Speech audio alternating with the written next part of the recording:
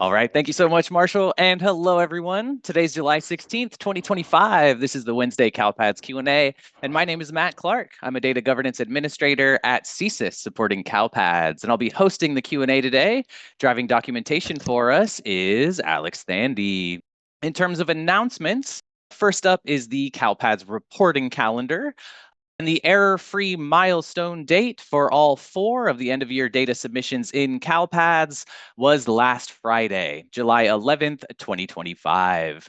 This is the date that it was recommended to have cleared all fatal errors in order to meet the July 25th initial certification deadline and the August 8th final deadline for the end-of-year submissions. A letter was sent out to LEA administrators this Monday, July 14th, based on the error-free milestone. And LEAs who had 1 or more fatal errors after the July 11th milestone received these letters stating that the LEA may be at risk of missing the July 25th initial certification deadline and recommending that the LEA work to resolve all fatal errors to ensure that deadlines are met. And that was it for my announcements. Angela, any announcements on known issues, defects, or deployments to share today? The known issues are up to date with what went in yesterday. And that's all I had today. All right. Thank you, Angela. And Dominic, CDE folks, any announcements? Yeah, if I could get my Zoom to unmute. Brandy sent out the data validations earlier this week. And so a lot of LEAs are going through working with that. I just wanted to talk about that briefly. Most importantly, if LEAs choose not to correct or address any of the data quality issues, it will not prevent certification. You should not be working in a way that is going to hinder or make impossible certification. That's not the intention of these. They are just data elements that, if they're not corrected, could potentially impact monitoring determinations as well as your local annual performance report measures. We encourage LEAs that are working on these to work on the compliance or data anomalies validations. But again, we don't want this to impact or somehow prevent certification. In addition to that, some of the validations involve enrollments, so there could potentially be a need for your special education data administrators to work with CALPADS administrators with things like the enrollment exit date and that sort of thing, particularly for validation 15, which is related to indicator 1, your graduates, and that's going to be looking at that the enrollment exit date and the not eligible status record, and we've been talking about that for a couple of months now. Additionally, validation 24 looks at indicator 2, which is your dropout indicator, and that validation looks at students that an LEA reported as dropouts, but the student has a subsequent enrollment elsewhere, and so they would want to update their enrollment exit code. And then finally, these questions should be directed, or any questions that anybody has should be directed to the SPED data support at cde.ca.gov email address. They can go to the service desk. We just don't want to overwhelm the CSIS folks and others who work on the service desk, who work with your tickets, with questions that they may not have access the data that drove the validations, right? That was something that was done by our unit internally. That said, go ahead and submit a service desk ticket. We've kind of encouraged that to be a one-stop shop for you. But in general, if you remember, please just go ahead and send them to SPED data support so we're not flooding the service desk with questions about these validations. All right. And that's all I had. We appreciate that, Dominic, and thank you for the announcement there. Before we get into the questions, just a quick note that we do not currently have Sean Walker on the call, and it is very likely that she will not be able to join the Q&A today. So we may be just a little short on expertise without Sean. Okay, let's go ahead and jump into the questions now. And we have our first Q1 from Rebecca at 301. Hello, Matt. Hi, Rebecca. Our 25-26 enrollments have been uploaded to CalPads, but there's a message on our SPED system homepage, SEIS, stating CalPads transactions for 25-26 cannot be submitted until the CalPads academic year rollover occurs on September 9th. And the question is, why is this a requirement for just special education data? I accidentally uploaded some SPED files for 25-26 because the default transaction page is set to show all for the reporting academic year in SEIS, and the files uploaded successfully. Our SPED coordinator is concerned that we will end up with a huge backlog if we wait until September 9th. I would say that that's more of a question that should be directed to SEIS, though I know they would typically every new year rolling around, they would wait for that the CalPads rollover to the next academic year before they would allow or encourage their users to send up those transactions. It could be that they don't have all of the code sets finalized or other validations that they may be working on. They don't want you to be submitting data that should not have been submitted or posted based on those sorts of things. So that's to my knowledge, that's more of a SEIS internal thing. And you would definitely want to, and they're saying it's a CalPads thing. Okay. And it may just be aligning with that data rollover in September specifically. So I would suggest waiting, working with your vendors and adhering to what they're asking you to do with their software. But to your coordinator's concern, I don't anticipate you would find any backlog, so to speak. You can submit up the records and correct any issues just as you would with any normal data submission. You're not going to be that far behind the curve, so to speak. All right. Thank you, Dominic, and thank you, Rebecca, for the question. Next, we have a Q1 from Chris at 3:02. When will the 25-26 calendar be posted? So the 25-26 CalPads reporting calendar. I don't have a specific date, but I know that we're waiting for the closing of EOY for 24-25 at the very least. So the last actions for CalPads reporting for the 24-25 academic year is the final deadline for the EOY submissions on August 8th. So at the very least, we want to keep the 24-25 calendar up through the end of year data submissions. I know we don't have Sean on the call. Angela, do you have any more information? I do not. All right. So Chris, be on the lookout after August 8th. All right, next we have a Q1 from Rigoberto at 3:03. Good afternoon, team. Good afternoon, Rigoberto. This question is for Dominic. We have a plan record that is dated after a student transferred out because the consent form was received after the student disenrolled. Is it advised we adjust the plan record to the student's last day with us in December, or should we omit the record? You should not report that record. The plan was not consented to by the parent at the point in which the student was attending with you. So there's no reason to adopt that plan. All right. Or sorry, report that plan. Decisive. I love it. Thank you, Dominic, and thank you, Rigoberto.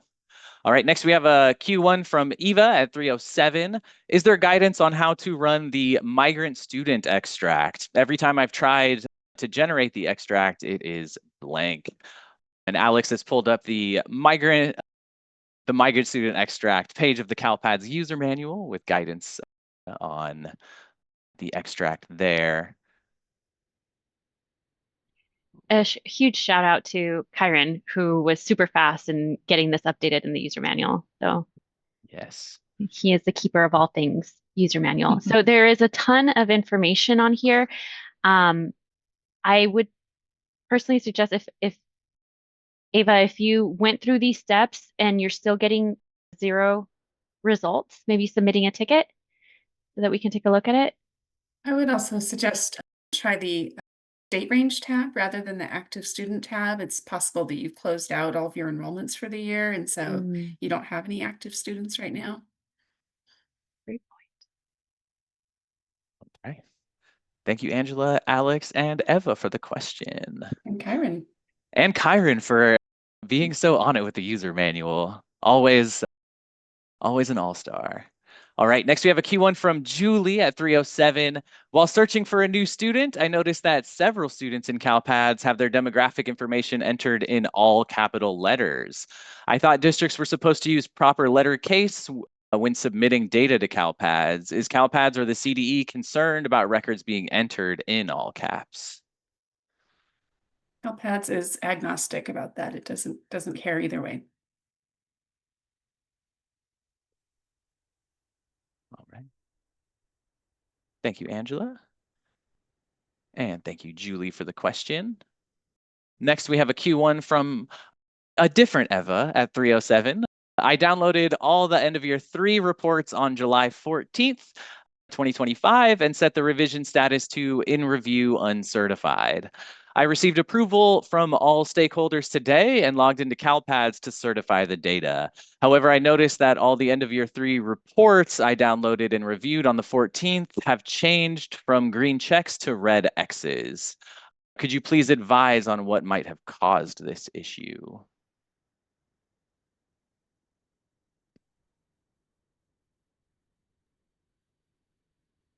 I believe all of the reports start off as the red X's, and as you go in and go on to approve them, they turn into the green checkbox. So they may just have reset. I You don't think shouldn't have, if it was in review, so make sure you're looking at the in review copy, because you'll have 2 now. You'll have a revised and certified and an in review copy as well. But it should not change once you've marked it as in review and then review the reports. And it looks like Alice is taking us to the CSIS YouTube training channel with guidance on how to toggle between those different revisions, between revised uncertified and in review uncertified. All right. Eva says she's confirmed it's the in review copy that she's reviewing. Is there any reason, and it didn't happen with the end of year 4 reports, so is there any reason for end of year 3 that those green X's would have turned into or the green checks would have turned into red X's, or is there something afoot? Doesn't have her LEA listed, huh? You want to type in what your district or school name is, Eva? We can come back to you once I take a look. Temple City. Let's make a note to come back to her. All right. Eva, we will come back to you, and I will keep your question open so that I remember to do so. All right, next we have a Q1 from Laura at 308. Just to confirm, I apologize if I missed this. When was the data anomaly information sent to SELPA directors? We have the timeline compliance information and indicator 13 information, but we're trying to track down the other data anomaly info. And then Audrey states that it was sent yesterday afternoon, sometime after 4 p.m. Dominic, can you confirm that info? that's correct. And this answers the next question as well. Roxanne had the same question. The anomalies were sent yesterday afternoon to SELPA directors, and the intention is that SELPA directors distribute that to their LEAs. All right.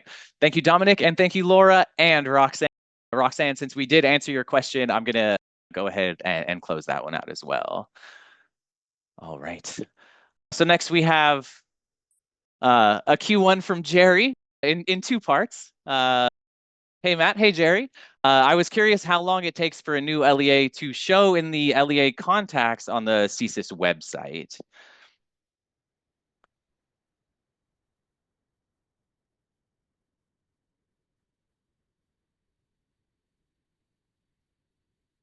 So Marshall updates that several times a week. Did you put in a ticket, Jerry, for us to, or you did, huh? You had one where you had a bunch of your email addresses you needed to get updated. So Gary, was that you working on that? Or maybe Kyron? I worked on it, except that he has one that was still pending. They have a new LEA and that hasn't been uploaded yet. If that's what he's tracking. I'll reach out to him directly. Okay, thanks. All right. All right, Jerry. Look out for word from Kyron. And if Karen, if it happens, you find out it's okay today, I'll make sure I do another push to the website this afternoon. Right. And thank you, Marshall, there. Next, we have a shout out to Kyron from Bavita at 312. Thank you, Kyron, for the MEPS extract template on the CalPADS user manual there. So thank you for that, for updating that guidance so quickly there, Kyron. And it was actually Bavita who got us going. So thank you for putting in that ticket.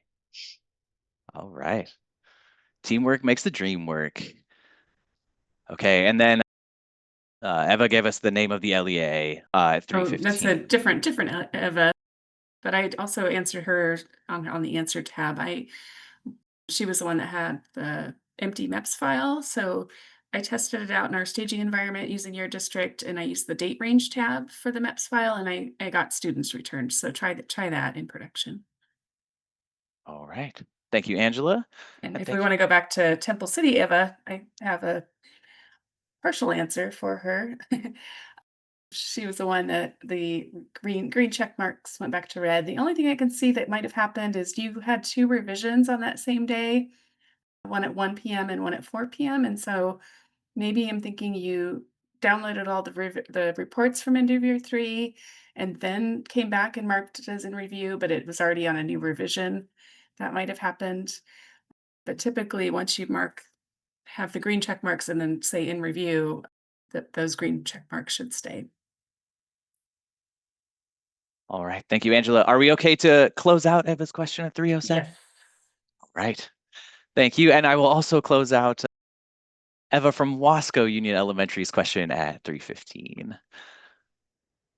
All right. Next, we have another shout out to Kyron. This one from Jerry. So thank you, Kyron, for assisting Jerry with that one. And next, we have our Q1 from Larney at 3:19 for students, special education, who did not graduate because they did not meet the graduation requirements, then enrolled the next academic year for only 1 semester. Are they eligible for the PSTS? Basically, 12th grade for the last 2 years, 22, 23, and 23, 24. Are they eligible to be surveyed this year? And Alex has pulled up the CalPADS user manual with the PSTS page and has highlighted the guidance for which students require PSTS records. And it's the students who exited post-secondary education in the prior academic year and did not re-enroll in the current academic year. And so the answer, Larney, would be no. If they were, her question states that they were enrolled in the 23-24 year as their last year, so they would be eligible to be surveyed this academic year. Oh, in 24-25. Yeah. Because they did not re-enroll in the current academic year. All right. Thank you, Dominic. And Alex for assisting with the guidance there. And thank you, Larney, for the question. All right.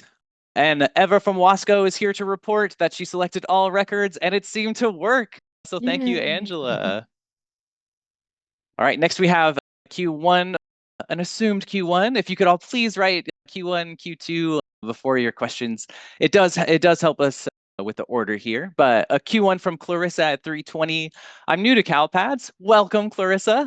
Happy to have you. And I wanted to ask, what was the best order of certifying the end of year data? I am fatal error free. Congratulations.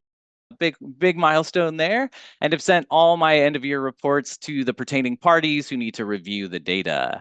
Everyone that should have approved okayed the data, who has approved okayed the data as is. So now, just not sure what order to certify. And we do have the guidance on the order of certification on screen here.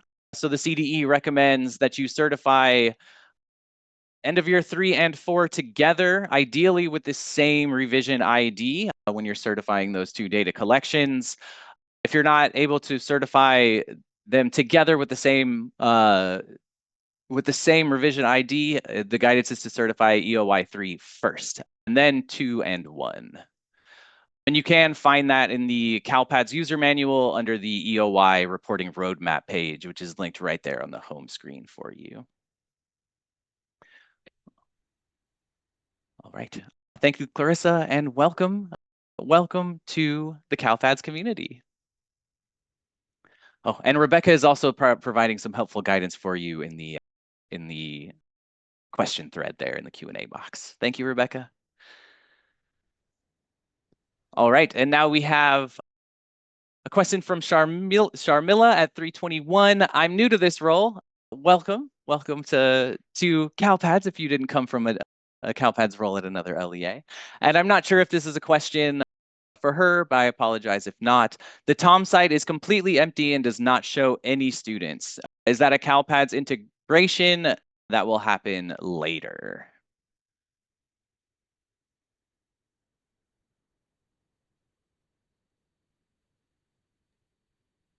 Is Thor on? Sometimes he pops into this meeting. He would know the answer to that.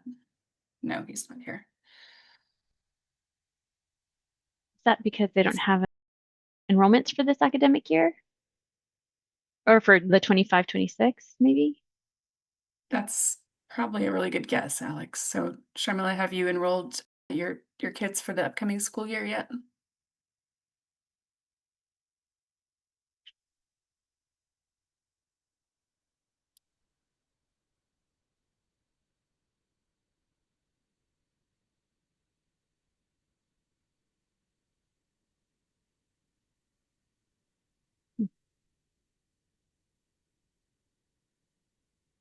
Maybe we move on to Larnie's Q2. And, She wait, no. responded, yes, they're enrolled over in Aeries.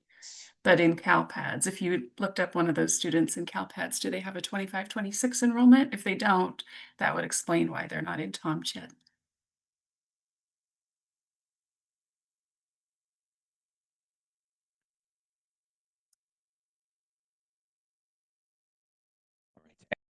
And she's asking for additional guidance, stating that she's new to CalPADS. Sharmila, we're going to track down the CSIS agent who is there to support your LEA, and we'll have them reach out to you with detailed guidance on these processes. Is that San Bernardino County office? Santa Barbara?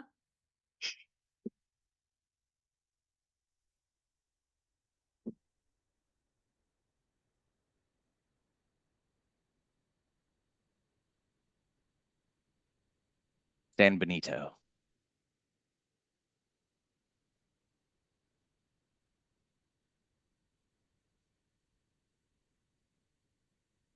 Oh, I was wrong on both. San Benito. Okay. How many SBs can we have? I know. I ran out. All right. Well, a CSIS agent will reach out, Sharmila. Don't fret. Guidance is on the way. Okay, next we have a Q2 from Larnie, follow up to my Q1. Thank you, Dominic, for the clarification. Is there a known issue then with the PSTS 481E4? The student scenario I provided in my Q1 has this error, the PSTS 481E4 Yes, error. there is a known issue. Oh, sorry, Gary. That's all right. 7212. And I just checked. The developer has turned it over to the tester, so it should be in Tuesday's release.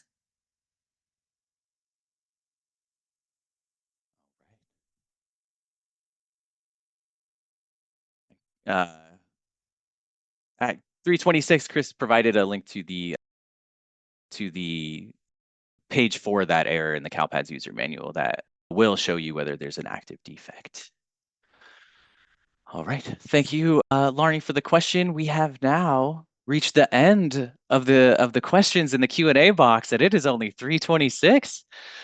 So I'll try to bide some time for you guys to go ahead and get any additional questions that you have into that Q&A box. We are here until 4 o'clock, ready to answer your questions if you have them. We can end early if there are no questions, but please do get your any leftover questions that you may not have asked into the Q&A box now if you've got them. It's times like these that I wish I had Brandy's talent for singing. You can always start, Matt.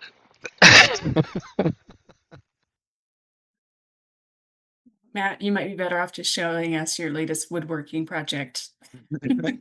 Oh, I made some floating shelves out of pear wood. They turned out very nicely. Nice. I'm very proud of them. Oh, we got a Q3 from Larney. Do you have any suggestions on what or how we can use the LTEL data from the DataQuest file?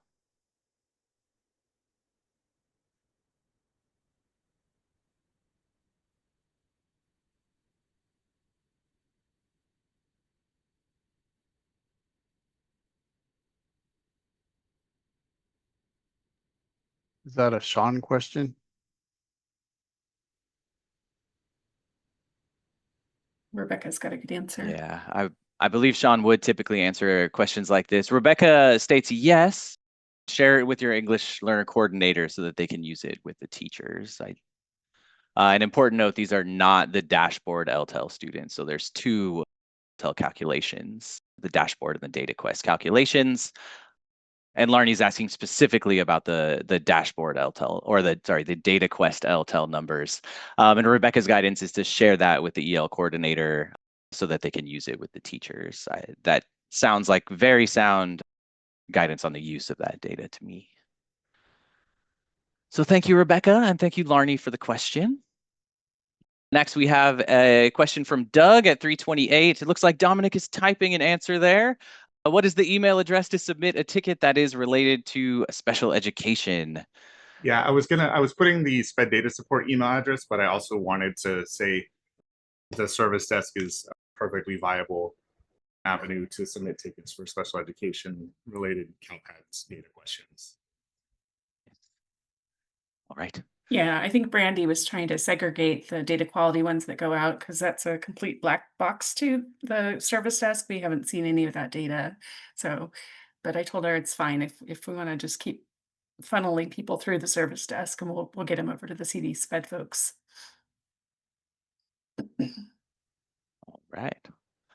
Next, we have a Q1 from Charlene at 328. I was under the impression that the certification order was 3 and 4, then 2, and then 1. So it's no longer the case. No, that is the case. The recommendation, the best case is to certify 3 and 4 together. Ideally, they would have the same revision ID when certifying. But the guidance is, if not able to certify 3 and 4 together with the same revision ID, to certify EOY 3 first. And that guidance is on the screen there. Again, that guidance is contained in the end of year roadmap on the CALPADS user manual that you can find right there on the homepage. It's one of the orange headings there, right up front. So you are correct, Charlene. No need to worry. Your impression is the correct guidance. All right, Rigoberto has a Q2 at 329. I'll ask, since there's time, another question for SPED, so likely for Dominic. What will happen with non-census day kids marked with overdue plans, aka non-prong 2? When will they be monitored?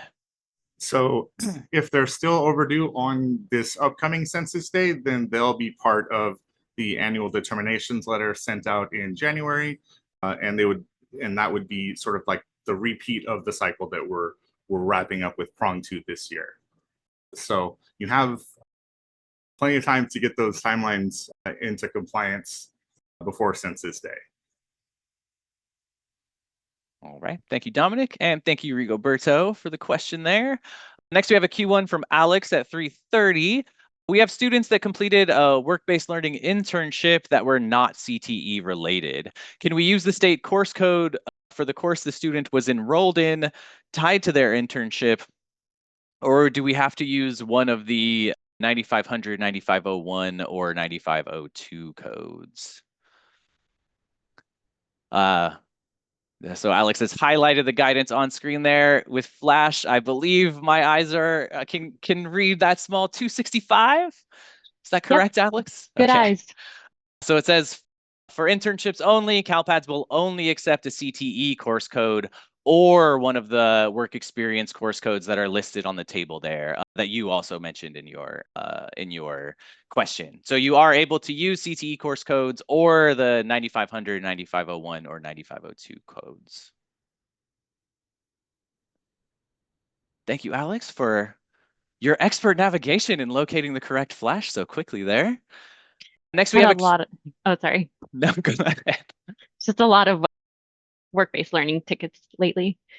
Yeah, I bet. All right, next we have a Q1 from Stella at 3:30. Just to be sure, if I've certified end of year 3 and then end of year 4, and then need to decertify and recertify end of year 3, should I also decertify and recertify end of year 4, just in case there may have been SPED changes? And Dominic, I hope you don't mind if I send this one over to you.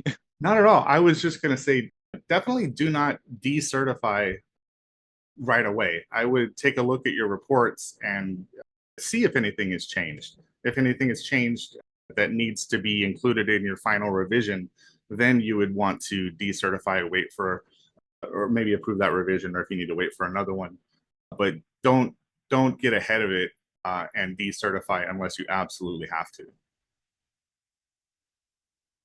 Right. Thank you, Dominic. And thank you, Stella, for the question there. Next, we have a Q2 from Sharmila at 3:30. I received the Flash Digest about the migrant students. Will that be a report to pull from CALPADS? And it is an extract, the migrant student extract.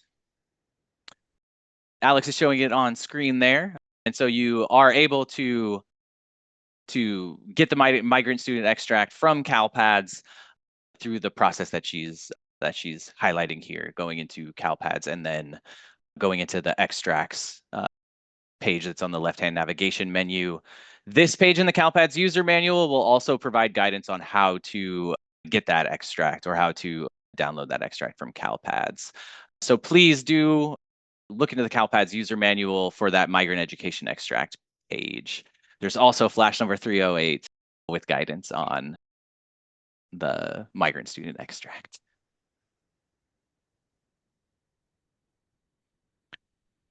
Thank you for the question, Sharmila. Next, we have a Q1 from Maria at 3:34. According to our English learner admin, there are a few students on the LTEL student list that should be LTEL and not EL. Should we be concerned or mark them as LTEL in our student system or leave them as they are?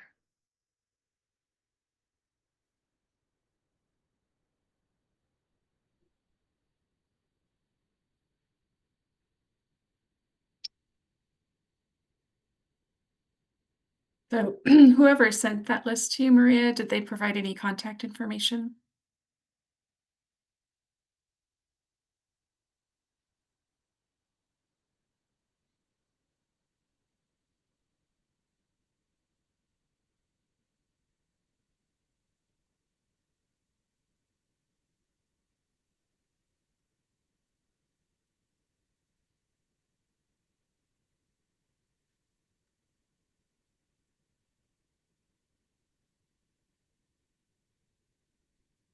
She said she downloaded the list from the dashboard.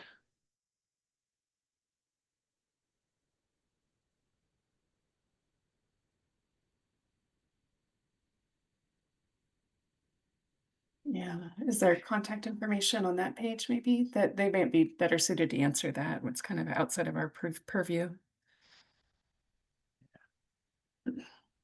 All right.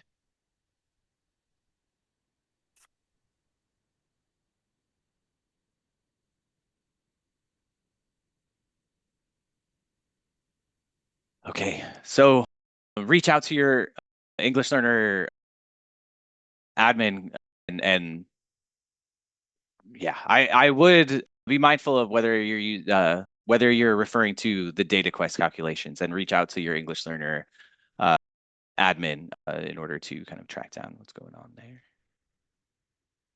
All right, next we have a Q1 from Loopy at 3:35. I've been trying to download the end of year 1 3.11 supporting report, but it keeps timing out. Have others experienced this? I've been able to download the other supporting reports, but just having issues with this one. If you are experiencing this, you can let Loopy know in chat there. So Alex has navigated to a backdoor way to get to that report. For some reason, 3.11 is one that times out a lot. So she went to extracts, supporting report extracts, end of year 1, and 3.11 is there, and you can request that file, and then just come back and refresh this page in a couple minutes and you'll be able to download it from there. All right. Thank you, Angela. And thank you, Loopy, for the question there. All right. Next, we have a Q1 from Christine at 336. Does the extract for migrant students have new updated dates for the 25-26 school year? Last I knew, CALPADS end dated all migrant programs with June 30th, 2025.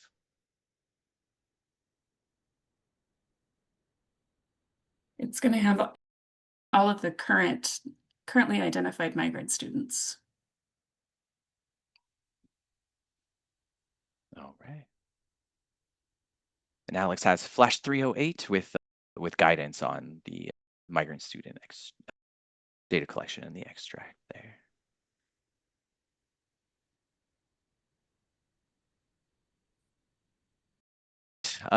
Next, we have a little discussion between Larnie and Rebecca about the LTEL communication. It looks like it was sent from Cindy Kazanis. And we have a thank you from Maria.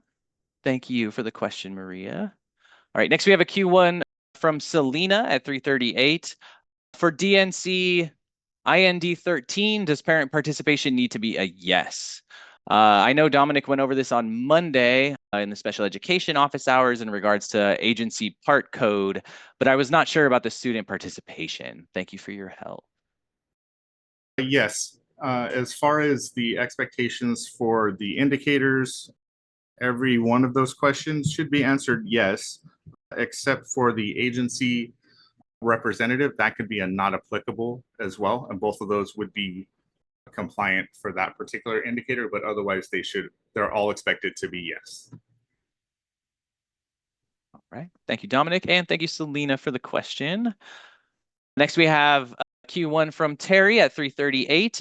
Is there a CALPADS Fall 1/Fall 2 quality checklist in a similar format as the 24-25 CALPADS End of Year quality checklist? So yes, in each of the roadmap pages, so Fall 1, Fall 2, or End of Year, we will have the submission checklist that is downloadable for you at the right there, right? Yeah. It's just under the reporting calendar, typically on the roadmap pages.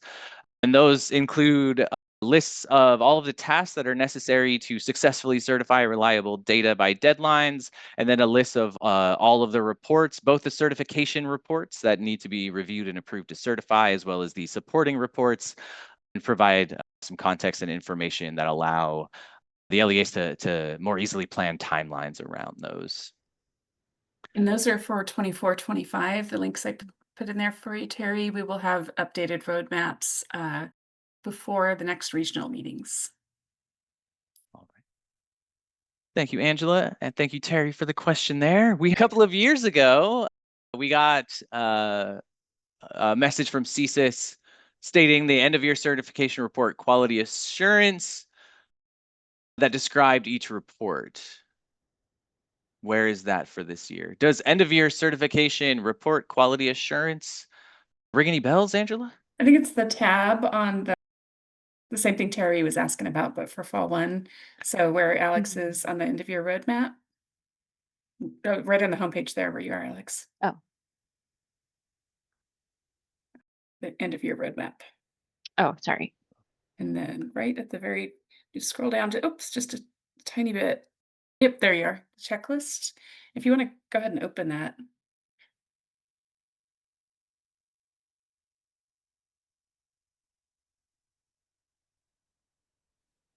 And it's the third tab. There we go.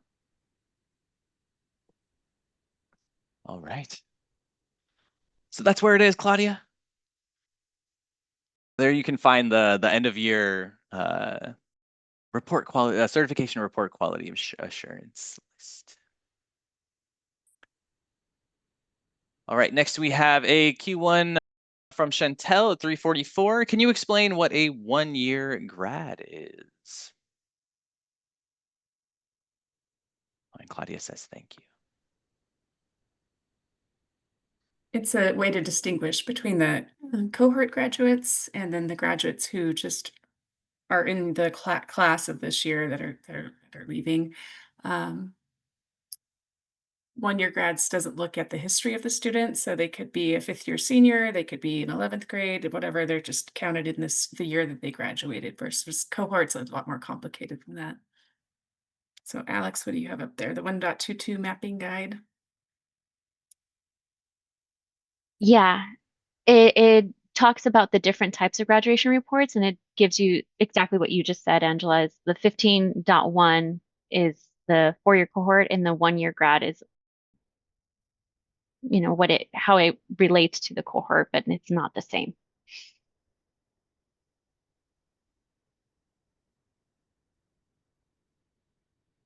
We're getting requests for baby Rhea to host the Q&A. Next year. You can take my place when I retire in a couple of years. Not allowed. All right. Next, we have a Q3 from Sharmila at 3:47. The regional update meeting shared info about the end of year reporting changes for next year. Are any changes anticipated for fall 1 and fall 2?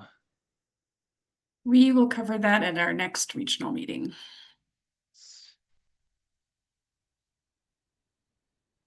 Partly because I don't know all of them off the top of my head, so I'm afraid to answer. We can confirm that there will be changes, but for a full summary of the changes, Sharmila, please do attend the next regional meetings that we're holding, which will be for the fall 1 and fall 2 data submissions. And those are on September 9th or September 10th, depending on your region. And if you need English language interpreter services or American Sign Language interpreter services, that will be on September 10th. All right, we have a Q2 from Clarissa at 3:48. My SPED department actually just caught the number of 504s was off. They had records missing. They had added them into the SIS. Would I have to re-upload all my files, or can I just upload a new SPRG? Just the SPRG is all you need. All right. Thank you, Angela, and thank you, Clarissa. Next, we have a Q1 from Sin. I was asked to remove the exit date and exit code so a SPED record can be deleted, but I'm getting the error enrollment start date value of May 9th, 2025. Student enrollment record in previous academic year not exited. What is the workaround? I think that's the 317 validation that we talked about. I don't know, Gary, if the suggestion worked of extending the end date. I didn't get a chance to check it, but I saw a ticket that Angela answered something along those lines. You said use a later date, Angela, or? No, I had one of those and I wasn't able to delete it in OM for some reason. It was spinning. And so I submitted it as a batch file with just leaving the enrollment exit date in place. So we didn't have to remove it and it let me delete it. So we might need a ticket on that one. Next, we have a Q1 from LCOE at 3:49. Is there any updates on how our data will be evaluated to put us in? So unfortunately, we don't have any updates for the differentiated assistance data quality criteria now. So the state that it was in during the May regionals is the state that we're aware of CSIS that it is in currently, which is DA eligibility for 25-26 is going to be based on both the timeline compliance with CALPADS deadlines as well as the quality of the data that's reported in CALPADS. That data quality element is going to be evaluated programmatically at the CDE, where the departments at the CDE who have expertise over data sets will be subjecting them to data quality criteria checks. We don't yet have the data quality criteria checks from any of the departments at the CDE who will be doing the evaluations, and they will communicate those quality checks to us, and we will communicate them out to you before you are subjected to them in the 25-26 school year. And if you're a county office who may be providing differentiated assistance services to your LEAs, I might shout out the Data Governance Academy that CSIS is holding to assist LEAs towards data management improvement. We now have 4 of our 5 venues confirmed. We'll be in San Diego, Riverside, Fresno, and Santa Clara COEs in the month of October. So please be on the lookout for email communications for the Data Governance Academy. Okay, we've reached the end of the questions. Once again, we've arrived here. Oh, LCLE has a Q2. Are you going to be up in Northern California? We want to be. We're currently trying to work out a venue in Northern California. We're hoping we can deliver at Shasta. All right, Angela, 7 minutes on the clock. What do you think? I say let's call it. We answered quite a few questions today, so. Yeah. All right. So we're going to call it there. Thank you everyone for joining and for your questions in today's CalPADS Q&A. We will see you next Wednesday, same time, same place. And we may see you at the special education office hours hosted by Dominic on Monday.